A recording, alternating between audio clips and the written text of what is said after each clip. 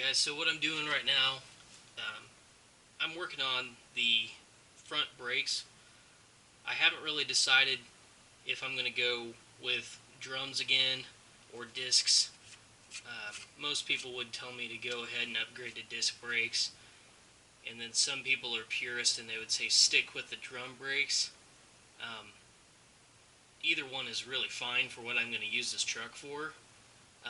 Right now, I think cost effectively, maybe going back with the drums would be okay. My only complaint with the drums is that they can fade over time, or with heavy abuse. If you really kick the brakes, it'll fade them a little bit. That being said, there are some advantages and disadvantages to each type. It's just that the disc brake kit is a little bit more expensive.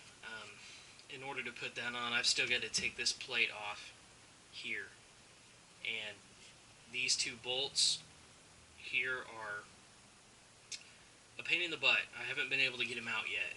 And so anyway, what I was just really going to do real quick is, if you guys haven't seen how the steering on old cars or trucks works before, it's a really simple design. It's really simple engineering. I mean, they put most of their money in luxury items on, like, Bel Air, or the Oldsmobile line, or the 210 series. They had high-end cars and they had low-end trucks and high-end trucks as well. But as far as this one goes, this was a designed city truck because it has the 5-window and cab on it to make it easier to back out of and safer drive, and so on and so forth. But what's really interesting about these steering systems is that they're so simple. Basically what you have is this arm swings back and forth, and it's operated by a worm gear in the steering column, and I'll show you that here in a minute. Basically how this system works is it turns this wheel here, and the passenger side wheel is just along for the ride. They are connected by this arm right here, and so this pushes the spindle back and forth here. If I can turn it here, I'll show you. See, that's all the way to the right, and then all the way to the left. Yeah, they're a little sticky. They haven't been lubricated in a long time, but you can see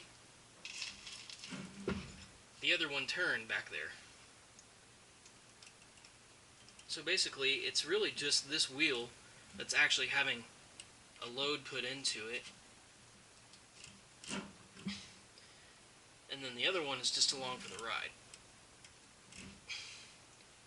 So essentially that's how that works. And then that steering box is that thing right down there.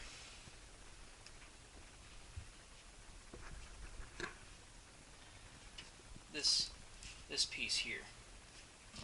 And essentially what that is there is a worm gear in here.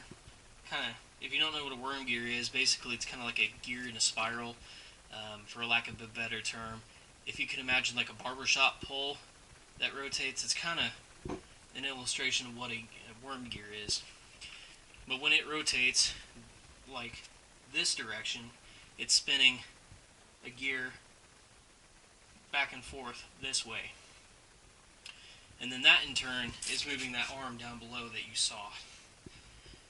So by moving that arm back and forth down here, it's going to cause the wheel to go left or right. And like I say, the passenger side is just along for the ride.